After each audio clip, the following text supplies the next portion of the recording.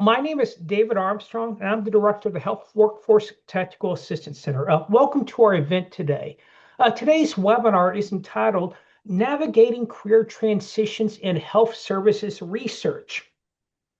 It is co-sponsored by Academy's Health Workforce Interest Group. But before we get started, let me go ahead and tell you a little bit about ourselves. We are HW Tech, and we are based at the Center for Health Workforce Studies at the College of Integrated Health Sciences at the University of Albany State University of New York. And our mission is to provide technical assistance to those engaged in health workforce planning. And if you haven't already, by all means, check us out on our website at healthworkforceta.org. We have an extensive resource library of videos, webinars, reports, etc. And if you want to know about upcoming events like this one, by all means, sign up to our email list and you will be notified of our next webinar as well. And as I mentioned, today's event is co-sponsored by Academy Health's Health Workforce Interest Group. And for those of you who do not know, the HWIG's mission is to improve health and healthcare by promoting research and disseminating evidence that informs health workforce policy and practice. And you may join the group through Academy Health membership. So if you are already an Academy Health member, by all means join our interest group and you'll be able to use our listserv to share information. For instance, if you have some research you'd like feedback on, you could share that with the group. Or perhaps your university or hospital or wherever it is you might work has a job opening that you think would interest people. By all means, share that as well.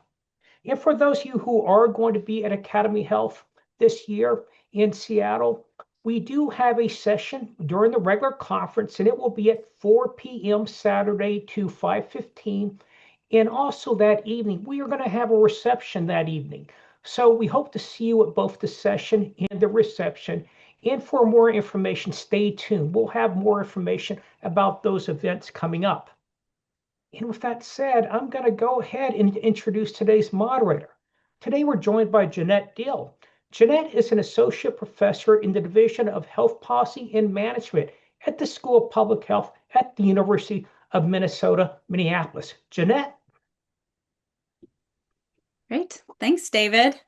All right. I'm really excited for today's webinar. We're going to have a chance to hear from our presenters who've had a variety of career experiences, career transitions, and so we're going to get to hear from them about those transitions and then have an opportunity for you to ask questions as you're thinking about your own career transitions and career trajectories.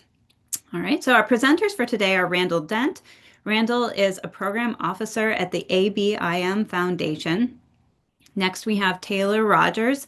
She is an assistant professor of health policy and management at the University of Hawaii at Manoa. We have Tammie Jones with us. Tammie Jones is a health services researcher and the founder and CEO of Well Connected. And then we have Reginald Tucker-Seeley, who is the principal and owner of Health Equity Strategies and Solutions. So the structure for today is we're going to have each of them talk a little bit about their experiences, their career trajectories, decisions that they've made. So we'll hear from each of them separately, and then we'll have an opportunity for questions. However, we are also interested in learning about who is joining us here today. So we're going to put up a little poll that's going to ask you about your career stage. So we're interested if we have more early career folks here, if you're middle career or late career, and this can help us speak to some of the questions that you might have. All right, let's hear from our speakers today. Let's see, Taylor, you're in my top corner. Why don't you go ahead and start us off? Sure, and thank you for the introduction. Everyone, good morning. If you are in Hawaii like I am, or anywhere near the Pacific. We all wish we were in Hawaii with you. I don't know. We have a lot of flooding happening right now. Hopefully we're on the, it's getting better, but we have had some tough weather the last couple of weeks. But on any other day, yes. But it's really been a pleasure to be a part of this conversation on navigating career transitions. As Jeanette mentioned, I'm currently an assistant professor at the School of Public Health at the University of Hawaii at Manoa. And the work that I do is looking at how structural racism and other systems of oppression shape um, entry and advancement into the health workforce. So I think a lot about health workforce development, retention of folks from systematically underrepresented communities, and how they navigate the workplace and the educational pathway. But my pathway into health services research within me doesn't feel very linear. I know from the outside looking in, it may have all looked like it was all planned and figured out, but I know going through each stage required me to do a lot of conversations, meeting a lot of people. I think I've met everybody on this call at some point in my pathway, and trying to figure out what I would do at each stage that I was navigating. Um, a pivotal point for me was after finishing my doctorate, which I did at UCLA, was taking the postdoc route. It wasn't a route that I initially wanted to go into. It was one that found me.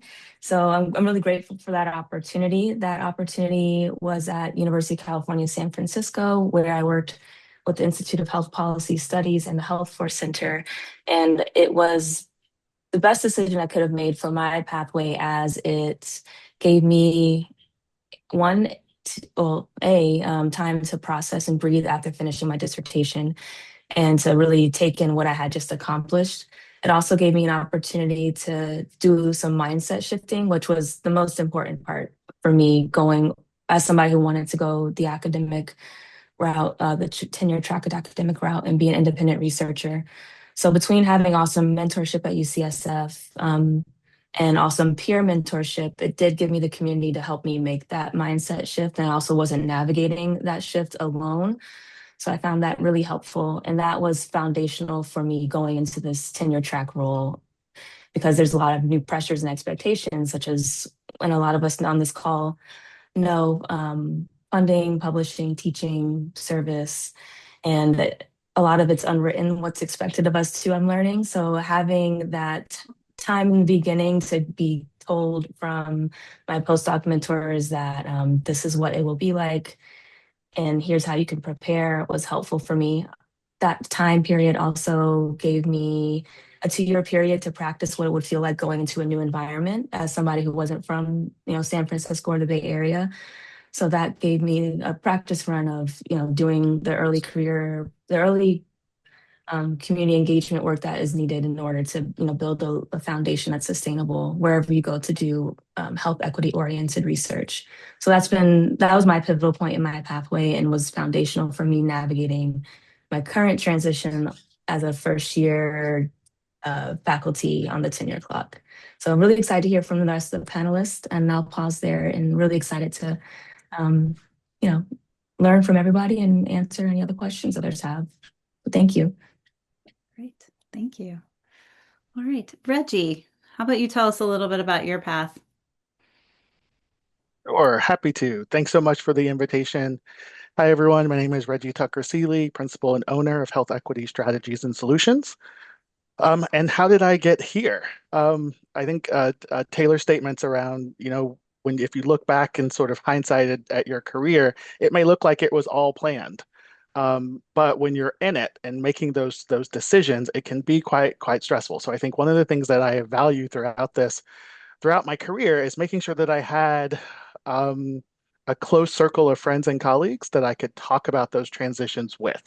And so I think, thinking about these people in terms of, like concentric circles, you have like your really close-knit group of friends that you talk about, the deepest and darkest secrets, and then you sort of expand out in terms of, how much and what you share with those individuals. I think transitions has been sort of a feature of my entire career, starting with undergrad. So my undergrad degree was in accounting, and I worked in the accounting field for about 5 years. Did not enjoy that, but I was a first generation college student. My college had amazing job placement, and I received a scholarship as an undergrad from an oil company. I went to college in Oklahoma, and that scholarship would fund careers in accounting, engineering, or law, and I picked accounting. And so I landed my first accounting job. Um, And it was with a managed care company that staffed prisons and jails with doctors and nurses. So I got to travel all over the country doing audits of medical units of prisons. And so that was an amazing experience. Then my second job was as an internal auditor at St. Louis University, which taught me a lot about higher ed administration, which would come in handy later. Didn't know it would come in handy later, but came in handy much later in my career. But again, I didn't like accounting, wanted to do something different. Looked back at my undergrad courses, and I made a list of the courses I loved and the courses I hated. Of course, all the courses I hated: cost accounting, tax accounting, all the accounting courses. Courses I loved were my psych and my social, all of the social and behavioral science courses. But I had no idea what someone who loved those kinds of courses did for work. And so, as an employee at St. Louis University, I could take courses for free. So I decided to take another psych course to see if I still loved it. I did. I took a course, absolutely fell in love with it, or fell back in love with social and behavioral sciences. So I decided to get a master's degree in counseling and family therapy.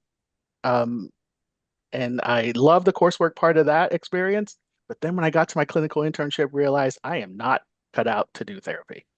Um, I just had nothing else at the end of the day. But at the time, I was doing a master's thesis and fell in love with the research process. And I still remember reading an article and seeing the phrase social determinants of health.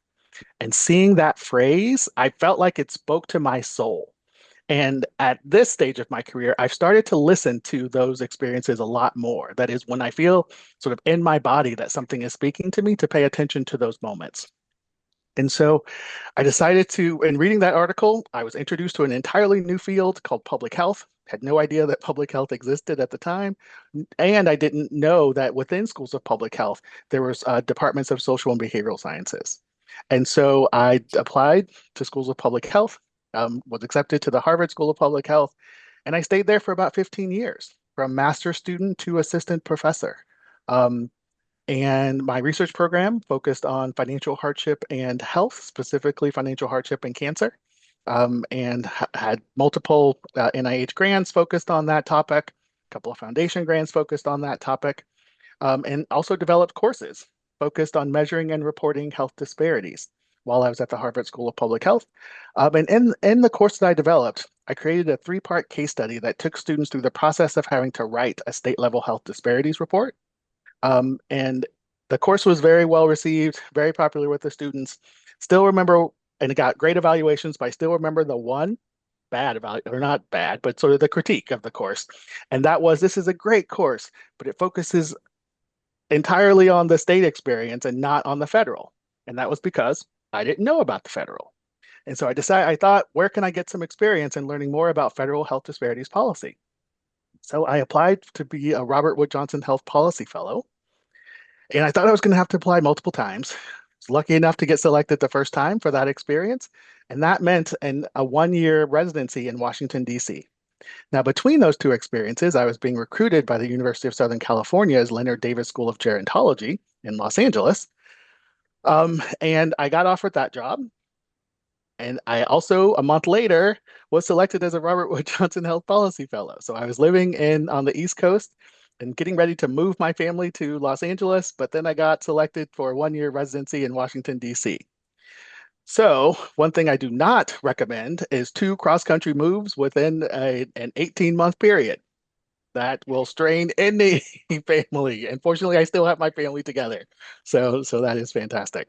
So I did the 1-year health policy fellowship in Washington, D.C. with a placement in the United States Senate. Specifically, I worked in the office of Senator Dianne Feinstein and her health policy team.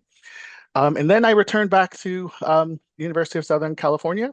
However, I will state that the person that USC recruited and the person who came back were very different. And so I had to sort of figure out, how do I now navigate this academic environment with this new knowledge of what happens in the policy space, and how best to move forward with my career. And then, of course, the pandemic hit. So I was back about a year or so back at USC, and then the pandemic hit. And then when the pandemic hit, several organizations were creating these senior roles around health equity. And I thought, I wanted to get closer to that kind of work.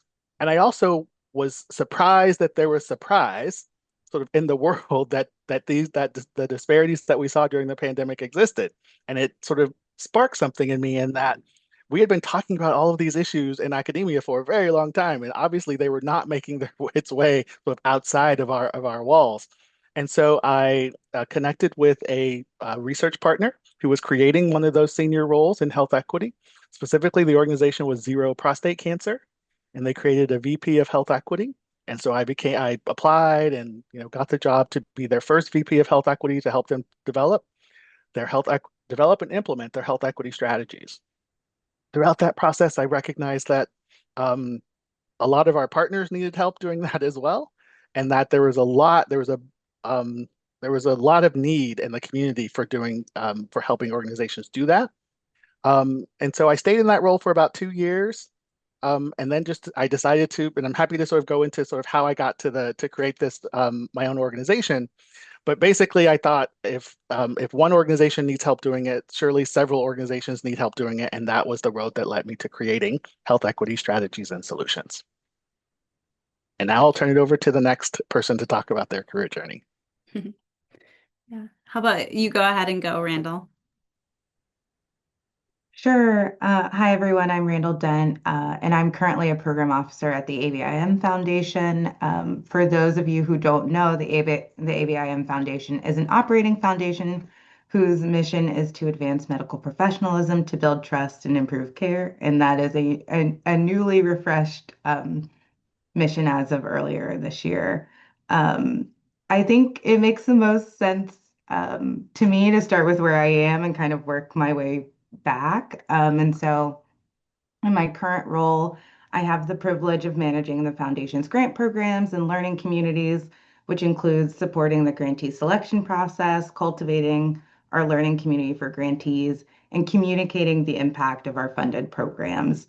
For me, I didn't really even know that a program officer position was a thing when I was kind of going through my PhD program, but similar to what Reggie just shared, that like kind of feeling around things that are giving you joy and things that you're feeling called to. And so um, in my previous position, when I was at George Washington University, I was a research scientist at the Fitzhugh Mullen Institute for Health Workforce Equity, which is very much related to the Center for Health Workforce Studies.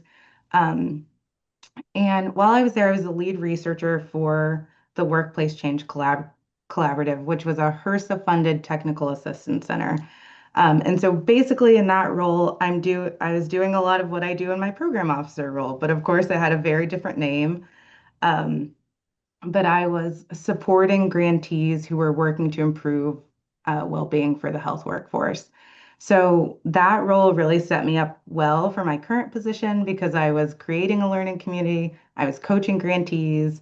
Um, but I think one of the things that was kind of most crucial for me was being honest about what was giving me joy in my work and what wasn't necessarily bringing me joy. Um, I've always loved the process of research, but I always viewed it as a means to an end, right? Like research needs to be translated into policy, it needs to be translated into action. Um, and I wasn't quite seeing that where I was. But I was really loving the problem solving, the coaching, and the things that I was doing with the grantees, which led me to my role at the ABIM Foundation. Um, but I started at GW as a postdoc. And so I graduated with my PhD during a very tumultuous time because I was a May 2020 graduate. And it was actually one of the first to defend my dissertation virtually. Which is honestly wild because we're on Zoom right now, but at the time it just wasn't as normalized as it is right now. Um, but landing at GW really turned out to be a great landing spot for me. And so I was doing program evaluation for the Atlantic Fellows for Health Equity program, which is a health equity and leadership program for both international and US based fellows that were all doing work around health equity. Some of them like in health, and some of them um, were engineers. And so it was kind of like anybody who was doing work around health from a variety of different sectors. And I kind of took that position because I knew I wanted more experience doing program evaluation work, because I knew that would be translatable to outside of academia if that was a decision I wanted to make. Um, but I think what was a little tough for me when I was coming out of my PhD program is my PhD is in health psychology, and I didn't know where I fit in. So, like, was I supposed to be in a school of public health? Was I supposed to be in a department of psychology? Um, and landing at the School of Public Health at GW kind of showed me I could probably fit in a bunch of different environments. And so it's kind of about how I use and apply my skills that mattered more than the name of the department. Um, but while I was at GW, I really had an opportunity to network with so many different people that had really different backgrounds that were all trying to improve workforce equity. Um, and I think the only other thing that I'll share is that similar to what Reggie shared is that like I've had probably three or four like crucial fellowship experiences that have really kind of led me to where I am today, including the National Science Foundation Graduate Research Fellowship that I got when I was in grad school. But also, I had the opportunity to intern at the Virginia Department of Behavioral Health and Developmental Services. So that gave me some state experience. And the last fellowship I'll name was when I was at the Agency for Healthcare Research and Quality, which is a federal health agency. And all of these experiences kind of brought me closer to figuring out what it is that I wanted to do. So I will pause there, and I'm very glad to be on the panel, and glad to answer questions when the time comes. Great. All right, Tammie. I'm really glad I got to be the last person because I got to do a little survey of the prior panelists, and every one of them talked about these nonlinear and sort of unplanned opportunities that presented themselves. And it's evidence for something that Sheryl Sandberg, the former CEO of Facebook, said years ago, which is careers are not are a jungle gym. They're not a ladder. So you can never expect to follow someone else's path, is the point. I think the key takeaways that you'll learn from all of us is that keep your eyes open for those opportunities that will present themselves to leverage the things you're really interested in doing and that give you the, provide the opportunity to go do it. Um, so my career path was definitely not linear. It was not a ladder. It was all jungle gym. I started out as an Army healthcare administrator, board certified healthcare executive.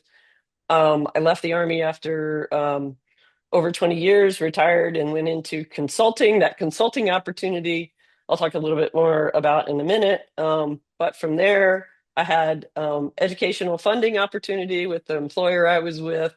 So I decided that the chance that I passed up in my, like late 20s, early 30s to do a PhD, I was going to go back and do that.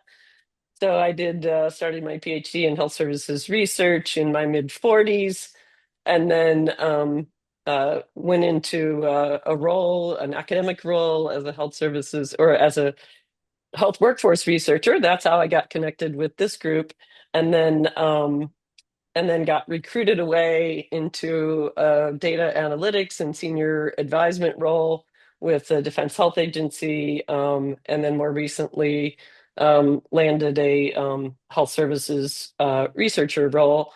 So I'm going to kind of dig into that a little bit. So in my Army experience, that experience was basically in chief operating officer roles that were focused in healthcare operations, from everything from a ambulatory care center to larger facilities, tertiary hospitals.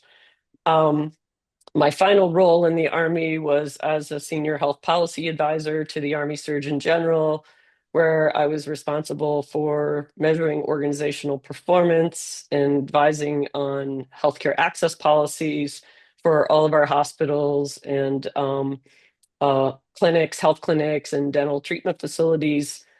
Um, After I retired, I had an opportunity that I really, really loved being a healthcare administrator. I wanted to stay in that with all my heart.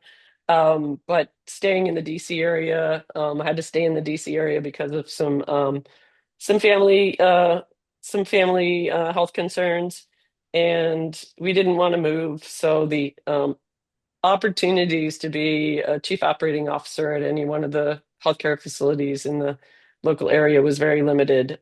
So I had a connection with the local consulting company, and that's where I went. And the really great thing about that is it exposed me to a really different aspect of healthcare than I had been in for the last 20 years. And that was sort of these national healthcare organizations, Veterans Affairs, Health and Human Services agencies, where I did work and supported Centers for Medicare and Medicaid Services, Centers for Disease Control, ASPR, and it was at national level health and public health policy. I did work on complex data sets from the VA to help inform potential alternative payment models for the VA. And I really learned about all the issues that federal health agencies had supporting state and local health and public health entities. Um, like I mentioned earlier, while I was in consulting, I started my PhD. And that was when I really started to wonder, like, are you crazy? You started a PhD in your mid 40s. Like, what the heck are you even going to do with this? Um, break. My husband had done his PhD 10 years before, and we had always been very like professionally competitive. So it was like, I'm not only going to start this, I'm going to finish it, but I don't know what I'm going to do with it. Um, I ended up coming over to George Mason, where I was doing my PhD, where my chair of my committee needed somebody to lead some research for a grant to support research for the Virginia Health Workforce Pipeline. And I just wanted to do a shout out because one of my research teammates is on the call, and Yeti Shobo, who's from the Virginia Health Workforce Department of Health Professions, is on the call. So nice to have you both here.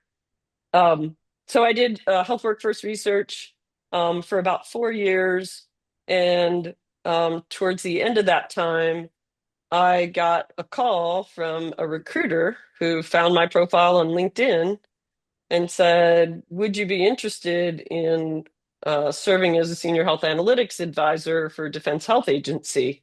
And I thought, yeah, because as I shaped what I thought the future of like this combination of PhD training and 20 plus years as a healthcare executive would lead me would be right smack dab into military health system, where I could not only had my new training and education as a researcher, but 20 plus years of experience in the health system, like where you not only learn to use the data, you can interpret it. I mean, anybody can analyze data. I worked with a bunch of data analysts who can manipulate the heck out of data much more efficiently than I can, but they don't know what the heck it means when, at the end of the day, when they've turned out the results. So I really, so I ended up leaving the consulting gig, went into the research role, and then landed back in basically a consulting analytics role. And then by chance, some of those contract roles ended, and by chance, I applied to the Henry Jackson Foundation as a health services researcher. And so my most recent role was as a health services research. I was a PI. I was appointed at Universal Services University of Health Sciences as a PI and faculty there. And I led for the last year and a half, I've led peer-reviewed research for the Defense Health Agency's Extremity Trauma and Amputation Center of Excellence. One paper is published, two are in review.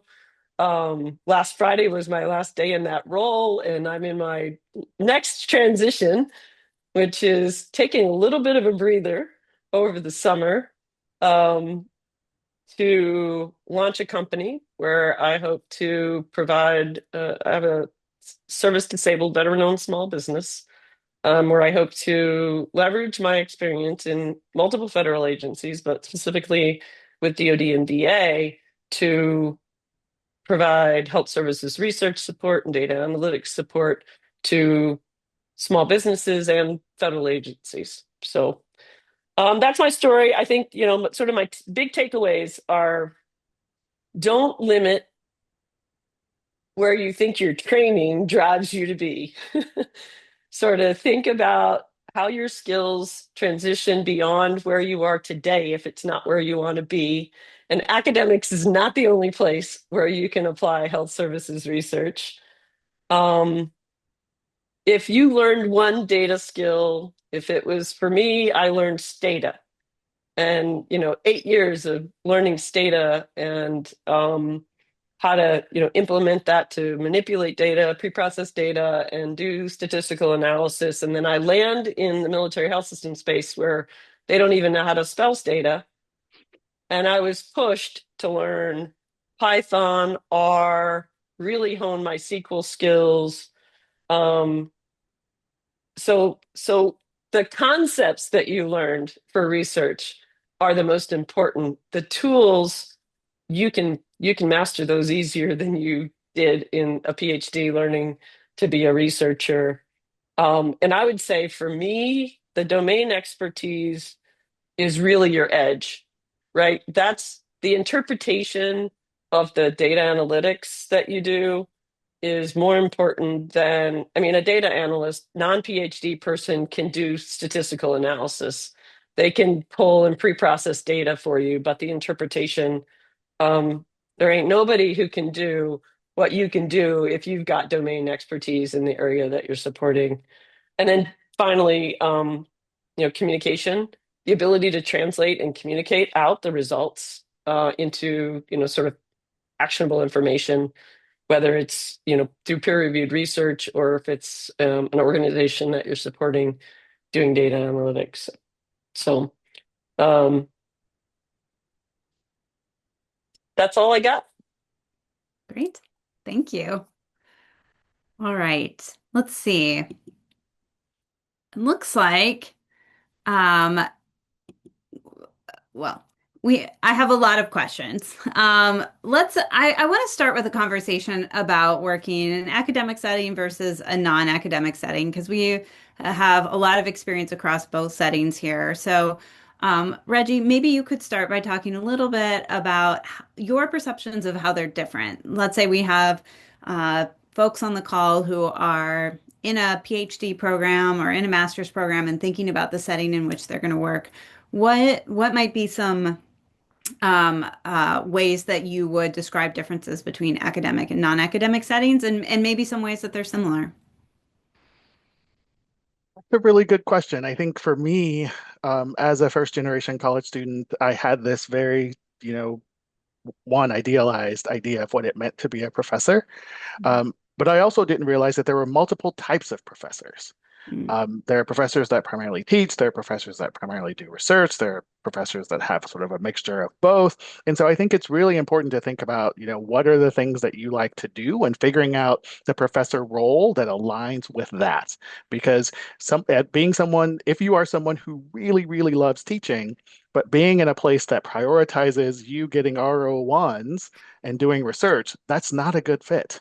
And so I think really thinking through what are the things that you like to do, making sure that there is a good fit between those things that you like to do and the institutions, sort of priorities for what they want you to do, I think is important in sort of thinking through that pathway.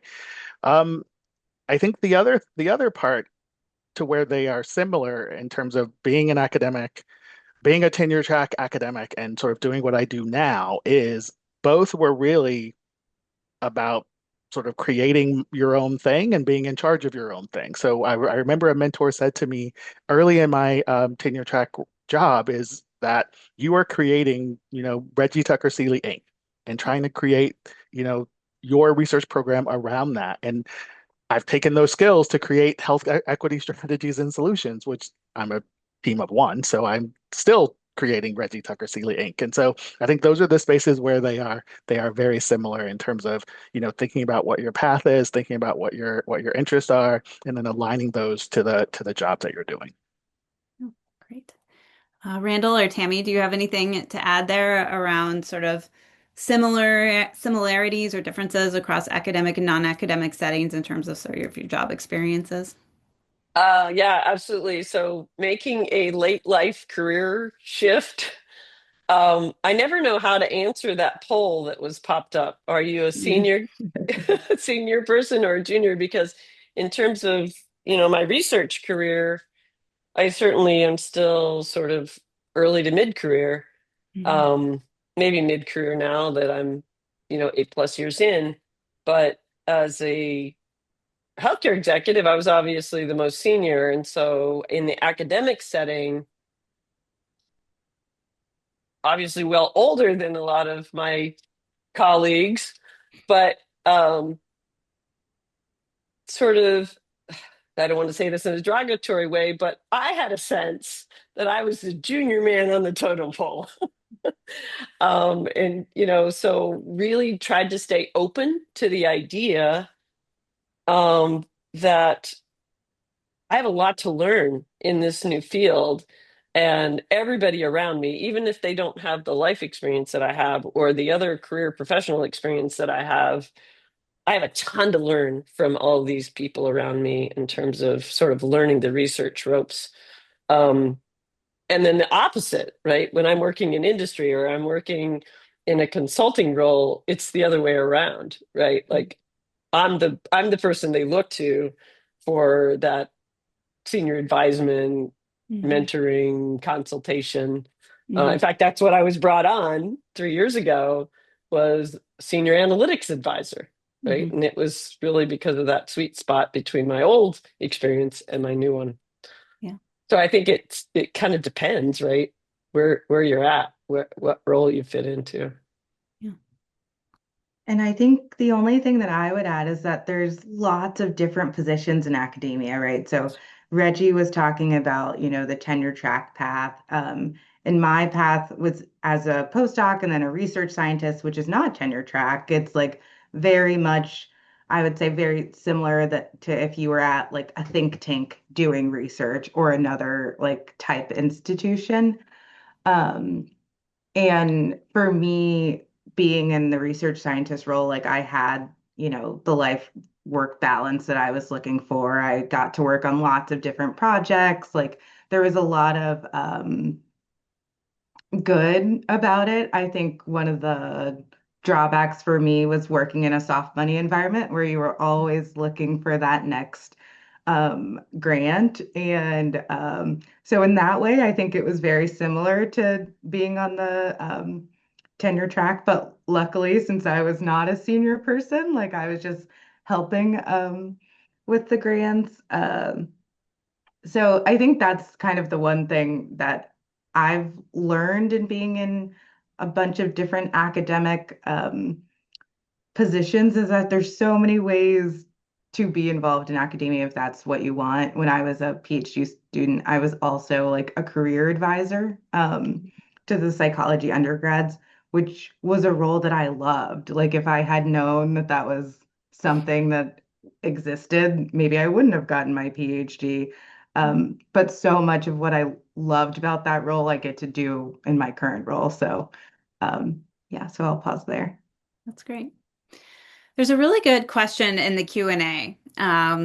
So the question is, a couple of panelists mentioned this, but can you talk more about the balance between making decisions based on professional and personal reasons for the transitions? We all have to strike a balance between professional and personal. And Reggie, I really liked what you said about, feeling a decision in your body or re feeling things in your body. And I'm also a big believer in sort of the gut feeling.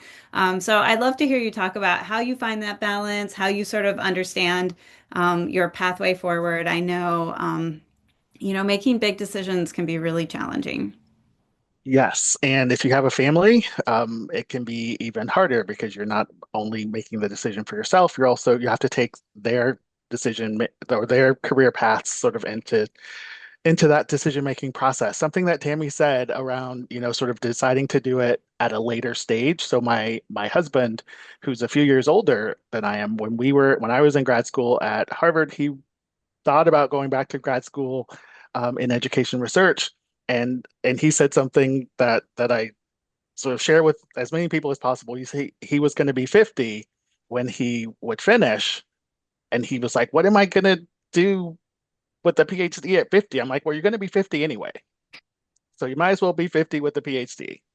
And so I think sort of, recognizing that, you're gonna sort of traverse through life.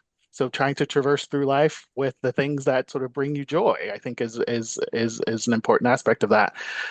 So that's the part of sort of taking other people, into consideration. I think too, more recently, sort of the mental health field is starting to really focus a lot on sort of listening to your body and, sort of recognizing when your body is sort of speaking to you. And at the time, sort of it wasn't as big of a focus in mental health, where mental health was really mostly focused on thinking, on sort of cognitive behavioral therapy, and less so on sort of listening to your body. And it was something I had to learn, and I didn't have the language for it. Like I would have the feelings, but I didn't know sort of what was happening. And I think only in the last few years have I gotten the language to describe sort of listening to when my body is saying yes or no, to different career decisions. Others on finding the balance between professional and personal reasons for making a transition? Sure, I'll take on that one. So my daughter was mid high school and was having a lot of behavioral health issues, and I just decided to stop doing things that would improve my professional advancement in the Army, and decided to retire so that we didn't have to move around again. And sort of fast forward, that was the thing that created this opportunity that allowed me to go do something that I'd conceived of, 10 years before, but never pulled the trigger on it because I loved being a healthcare administrator. Absolutely loved it. It was so satisfying doing things that meant clinicians could be more successful delivering care to patients, taking care of our beneficiaries. It was like the most professionally rewarding thing that I've ever done. Um, Fast forward, just sort of reflecting on some things that Reggie said. Um, my own sort of mental health and sort of satisfaction with working for other people, like I wasn't as satisfied anymore doing this work for other people, and sort of like I absolutely love the hands-on work of doing data analytics, but I was a solo researcher, I was pulling my own data, pre-processing the data, doing everything from soup to nuts, writing the manuscripts, doing the administration of submitting things, and just kind of working in an environment that I didn't feel appreciated for what I was doing. That So it was not only my family, it was listening to my body.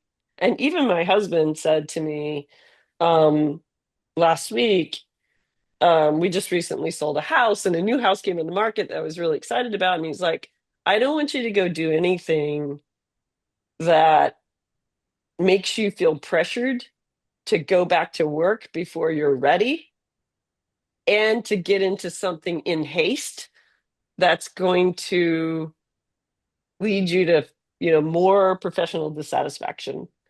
Um, so it's really insightful to think about not only where would you be technically good, but where would you really blossom? Because there's sort of a two-way value proposition involved, right? Like you're getting a lot out of it, but you can also really leverage and contribute what you have to offer in technical skills and experience that's going to bring value to the organization that you're with. And I think for me, going off what Tammie was saying, like community is really important to me. So when I was thinking about where I wanted to live, I thought about Charlotte because that's where my husband's family is. I thought about Richmond because that's where so many of my friends are from grad school. And I thought about the DMV area because that's where I'm from. Um, and so I kind of focused in those areas. And if I was on the tenure track, that wouldn't have been a real option because you have to kind of go where the jobs are. But for me, I was like, I know it's going to be really important for me to like be near my people, and so I made decisions with that in mind. Yeah. Yeah, that's a really good point about differences between the academic and non-academic job market is that sometimes with the academic job market, you don't have a lot of control over where you might end up. It's really a national job market.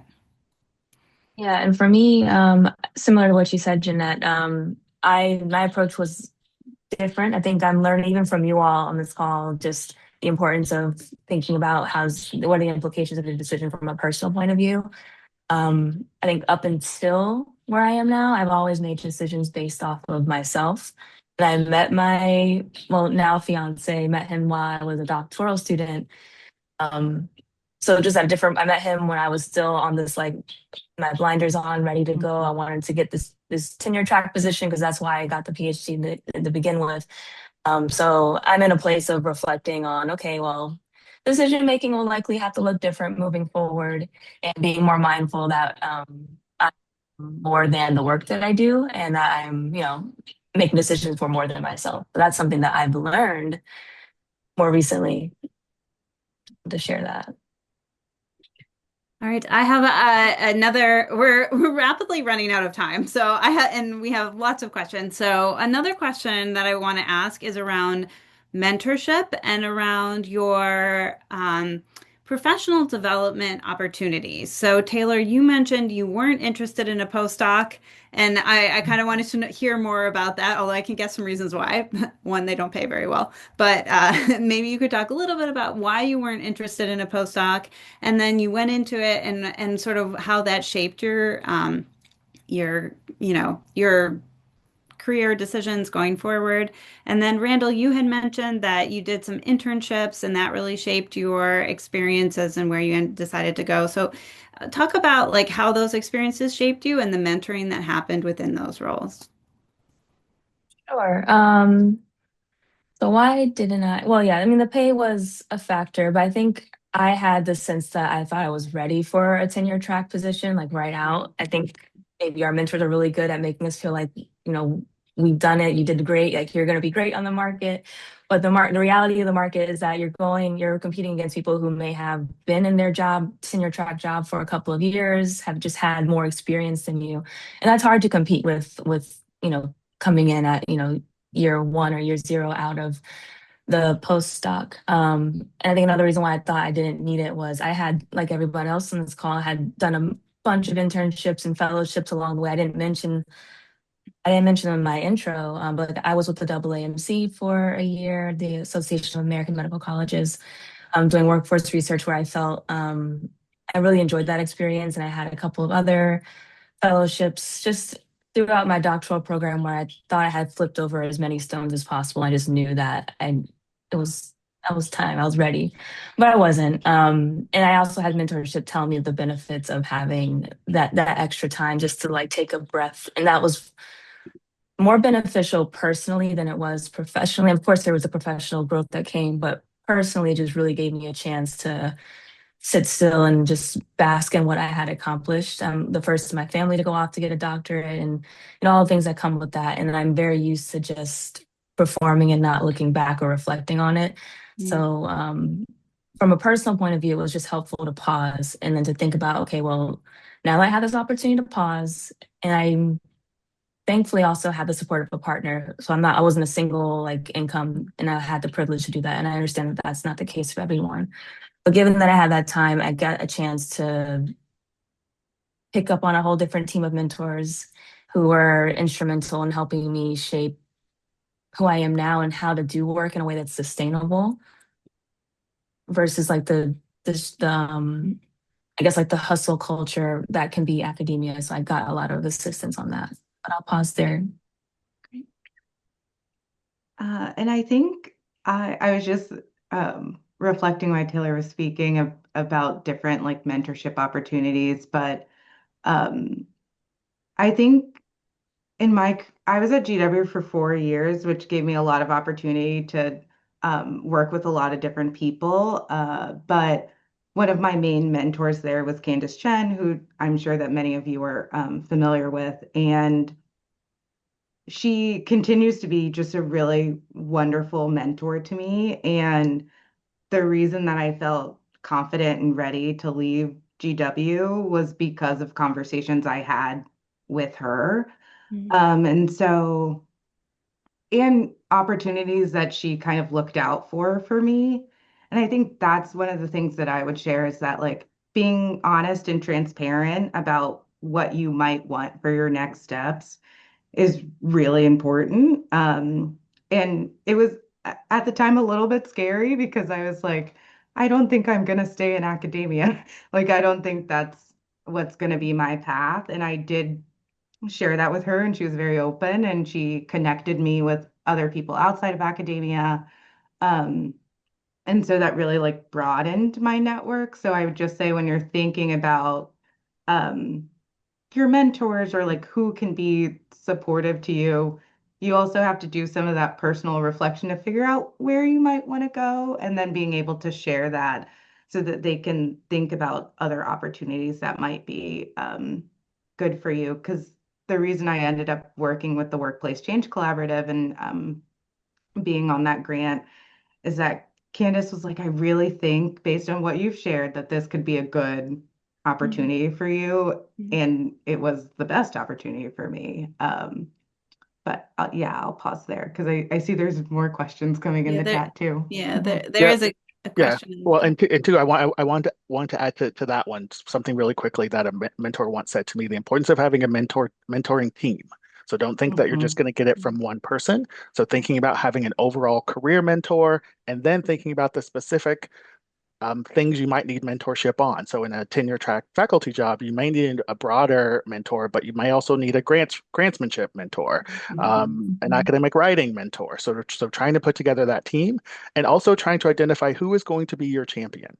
Who is going to be your champion when who's going to say great things about you when you aren't in the room?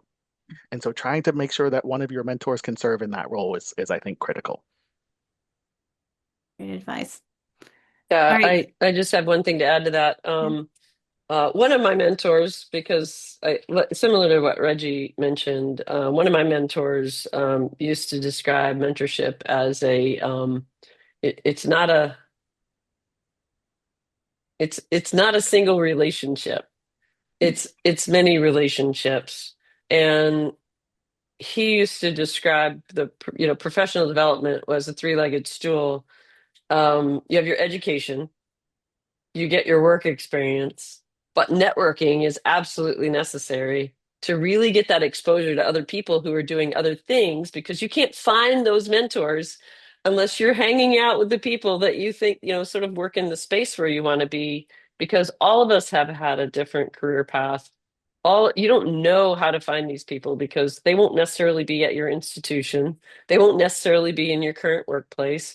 You have to find these people, and the way you do that is by participating in continuing education, being part of a professional organization where you're sort of constantly exposed to people who are doing different things. Great.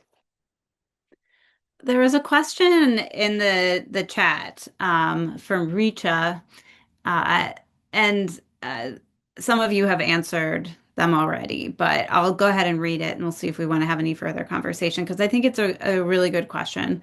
As someone with a master's degree who's interested in a research-oriented career, how important is pursuing a PhD for long-term learning and growth?